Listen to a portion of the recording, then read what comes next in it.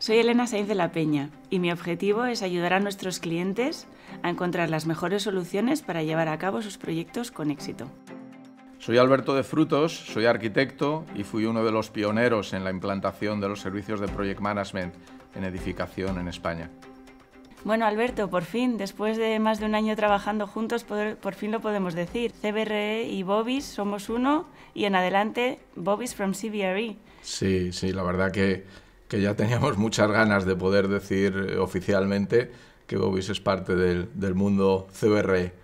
Y yo personalmente pues muy contento y muy ilusionado por esta nueva etapa, que además estoy convencido que va a ser un éxito para todos. Qué bien. Bueno, pues cuéntanos, porque yo creo que tú fuiste casi pionero, ¿no?, en implantar el servicio de Project Management en España. ¿Cómo ha cambiado este servicio, el perfil de tus clientes desde entonces? ¿Entienden los clientes de verdad qué es un Project Manager? Bueno, sí, lo de pionero supongo que lo dices por los años, no tiene más mérito que eso, pero la verdad que sí, que ha sido un cambio yo diría radical.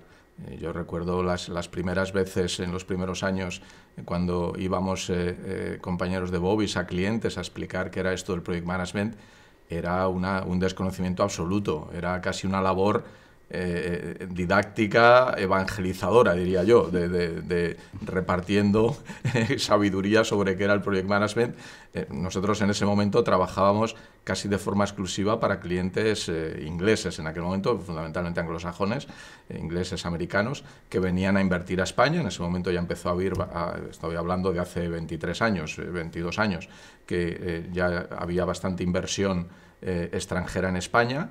Y lo que buscaban era pues, utilizar los mismos modelos de gestión que utilizaban en el desarrollo de los proyectos en su país de origen. A partir de ahí ya empezó a reconocerse mucho más en el mercado español, también para los promotores españoles, y desde luego hoy en día se puede decir que no hay ningún proyecto inmobiliario medianamente grande, medianamente complejo, que no utilice servicios de Project Management. Y lo estamos viendo pues, con la reforma del Bernabéu, por poner algún ejemplo, la reforma del Bernabéu, la ampliación de la T4 en Barajas o el proyecto Entre Campos de Lisboa. Y el Project Management, tal como nosotros lo entendemos, que es poner un equipo técnico especializado al servicio del cliente para la gestión de un proyecto inmobiliario y de construcción desde la fase más inicial hasta la entrega final, y conseguir que se cumplan los objetivos del cliente en el proyecto. Esto que decimos muy fácil y luego sabemos todos que hayamos hecho, aunque sea una obra en nuestra casa, lo complicado que es que un proyecto de construcción al final termine en el coste previsto, en el plazo previsto y con la calidad prevista. Y luego añadido a eso pues otros objetivos que cada vez más son importantes para los clientes, como puede ser el de seguridad, sostenibilidad o muchos otros. Totalmente. Vamos a pararnos un momentito en el tema de los costes, porque yo creo que recientemente, bueno, incluso nosotros desde CBRE Bobis hemos sacado un informe hace poquito sobre el impacto del aumento de los costes de construcción en el sector y hemos propuesto, ¿no?, soluciones para mitigar este incremento de costes. ¿Cómo lo ves tú, Alberto? Sí, la verdad que bueno, se reflejaba en el informe que mencionas, que hemos emitido hace poco, la situación que se generó, sobre todo, afortunadamente ahora se ha estabilizado mucho, pero en los primeros meses de 2021, el primer semestre, la situación fue, yo diría, de pánico. Hubo un momento que por una serie de circunstancias, el incremento general de inflación, de los costes, la dificultad de entrega de materiales, el COVID, pues se generó un incremento de costes en 6 meses en muchos elementos, madera, aluminio, etcétera, hormigón, pues de más del 50-60%. Se han visto situaciones muy complicadas, ¿verdad? Claro, y eso pues para el Project Manager, para gestionar esa situación, que ningún proyecto es igual y cada uno pues tiene sus particularidades, pero tú dices que había algunas alternativas que han sido útiles. Sí, por ejemplo, en el sector hotelero estamos viendo, y yo creo que es una tendencia, mayor receptividad, incluso por fondos internacionales que no tienen estructura en España, a esa paquetización en obra, ¿no?, lo que nosotros llamamos el construction management, que es una solución que no es para todos los proyectos y para todos los sectores, pero sí que es verdad que en el hotelero y en particular en reformas, pues ha sido muy bien recibida porque permite un mayor control de la obra y llegar a ese control de plazos y de coste y de calidad. Sí, correcto. Te da un mayor control directo sobre los suministradores, no a través de un contratista, y situaciones como la que se generó al principio del 2021, pues es más fácil de gestionar. También hay otras que también mencionábamos en el informe, por ejemplo, la industrialización. La industrialización, sacar elementos de construcción tradicional de la obra y prefabricar, en el sentido de la prefabricación tiene un muy mal, positivo, ¿verdad? Sí, tiene muy mala prensa en España el concepto de prefabricación, pero ahí los ingleses son más listos, que hablan de construcción fuera de obra, no de prefabricación, y es construir ciertos elementos fuera de obra en un entorno mucho más controlado, tanto desde el punto de vista de producción y por tanto mucho más control de calidad, más industrializado el control de calidad y un control de costes también mayor. Imagino que también tiene un impacto positivo en el ángulo de sostenibilidad.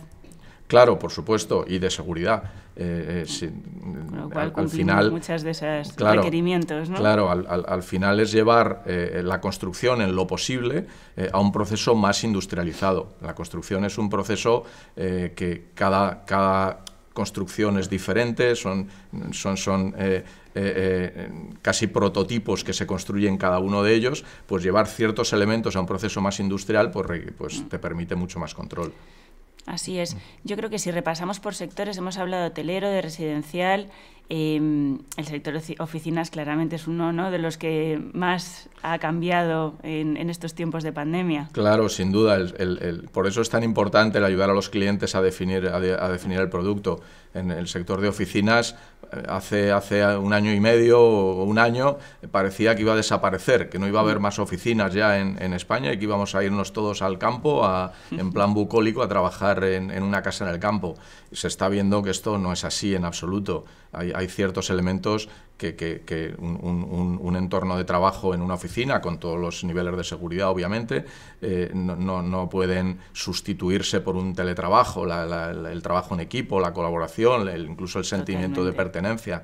Y eso da lugar a que haya ahora mismo muchísima inversión en oficinas, precisamente para remodelar, para reposicionar esos edificios, incluso en promoción nueva, que estamos viendo pues bastantes promociones nuevas, especulativas, digamos, en el sector de oficinas. Así es, y yo creo que lo bonito de nuestra colaboración y ahora de nuestra unión es que somos muy complementarios en ese sentido, ¿no? Desde CBRE hemos trabajado siempre mucho en la parte inicial, en la parte estratégica, de identificar con el equipo de arquitectura oportunidades de generación de valor en espacios, no solo de oficinas, también en otros sectores. Y ahora tener ese apoyo de un equipo técnico que pueda llevar a fin el proyecto, yo creo que es algo imbatible. Totalmente. El poder dar esa asesoría a nuestros clientes, esa ayuda a nuestros clientes en una fase previa a lo que es el desarrollo del proyecto y la obra es básica. Tú has mencionado la parte de arquitectura, por ejemplo, en CBRE, pues es fundamental. En CBRE no somos arquitectos al uso, no hacemos un proyecto a partir de un programa de necesidades definido por un cliente, sino lo contrario, ayudamos al cliente al principio a definir ese programa de necesidades para que luego se desarrolle el proyecto. Y puede ser pues un reposicionamiento de un activo o definir un producto, y hacer un proyecto arquitectónico a ese nivel inicial es clave.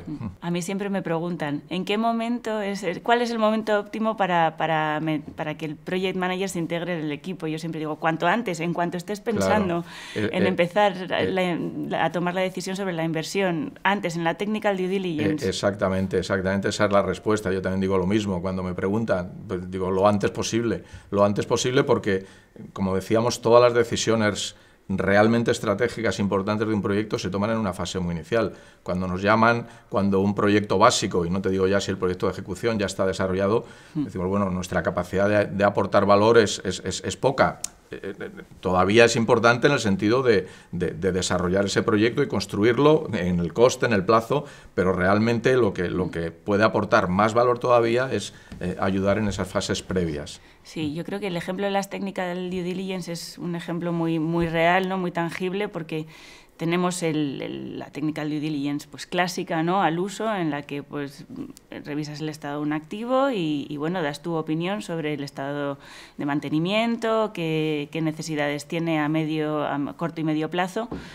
Pero también podemos hacer ese ejercicio de reposicionamiento en paralelo si el objetivo es reposicionar e identificar espacios donde se puede generar mayor valor. Pues a lo mejor si es un hotel, pues igual es el identificar dónde puede haber un rooftop, o si es un espacio de oficinas, pues una mejor experiencia de llegada, una mejor distribución para incrementar las rentas.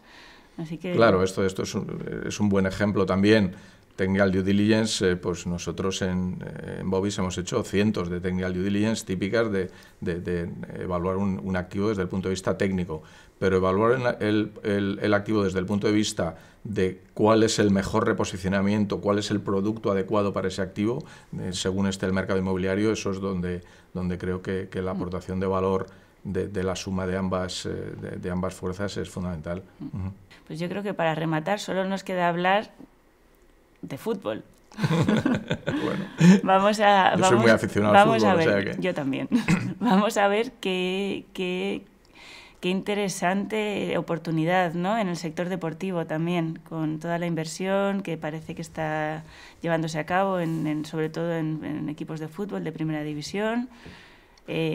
Claro, con toda la inversión que hay, bueno, y con el acuerdo que ha sido tan polémico de la Liga de Fútbol Profesional, etcétera, pues todos los clubes de fútbol reciben una inversión que la van a invertir fundamentalmente en infraestructuras en los estadios. Los estadios, un buen ejemplo es el Real Madrid, que lleva ya tiempo con su reforma del estadio, que nosotros estamos gestionando para ellos. Pues... ¿Qué es lo que se busca? Pues estadios, el Bernabéu, como digo, es un buen ejemplo, que están situados en sitios prime de las ciudades, en plena Castellana, en el mejor sitio de Madrid, y que hasta la fecha, o en el pasado, pues solamente se utilizaba una vez cada 2 semanas o cada 10 días cuando había un partido de fútbol. Entonces se le quiere a todos esos activos pues sacar mucha más rentabilidad, mucho más uso, no son simplemente una remodelación de lavado de cara, es utilizar ese activo para generar unos ingresos mayores para los estadios. Ahí yo creo que es un ejemplo claro de sector que se va a desarrollar en los próximos años. Y eso que comentas es muy interesante, ese placemaking, esa integración con la comunidad local, que lo vamos a ver en estadios deportivos, pero también en hoteles, en edificios de residencial, claro, y cómo las zonas comunes pueden capturar esa actividad, ¿no?, de las personas que viven alrededor. Claro, el sector residencial, por ejemplo, que mencionas ahora, pues también es otro que está muy activo. El otro día salía una noticia en el periódico que este pasado noviembre de 2021 ha sido el mejor noviembre en los últimos 11 años en firma de hipotecas. Es decir, hay apetito de invertir, tanto de las familias como a mayor escala de fondos de inversión en residencial. Y todo lo que va alrededor de residencial, no simplemente las típicas casas o las típicas viviendas, o la venta de viviendas, sino las viviendas de alquiler, el build to rent, el co-living, las residencias de estudiantes, las residencias de ancianos, todo lo que el concepto de living en su más amplio sentido, pues también se va a desarrollar y se está desarrollando mucho en estos próximos años. Muy bien, bueno, pues Alberto, muchas gracias. Bienvenido Bovis from CBRE, con mucha ilusión para seguir trabajando juntos, y estoy segura de que este año va a ser fantástico. Pues claro que sí, ya llevamos tiempo haciéndolo y ahora ya de forma oficial. Y así que pues muchísimas gracias por mi parte por compartir esta charla. Creo que vamos a tener tiempo de tener muchas más en los próximos años, porque tenemos por delante un reto, yo creo que muy interesante y tremendamente ilusionante. Muy bien. Gracias. A ti.